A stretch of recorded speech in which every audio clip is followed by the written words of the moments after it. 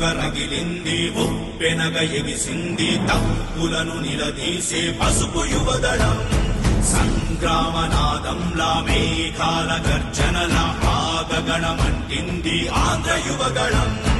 ఉడుకుడుకు రక్తంతో ఉరికే యువ పిడుగులం అవినీతి అంతానికి గొంతెత్తిన యోధులం చరితనైన మార్చగలిగే చేవ ఉన్న కోపులం కవిత కొరకు దండెత్తి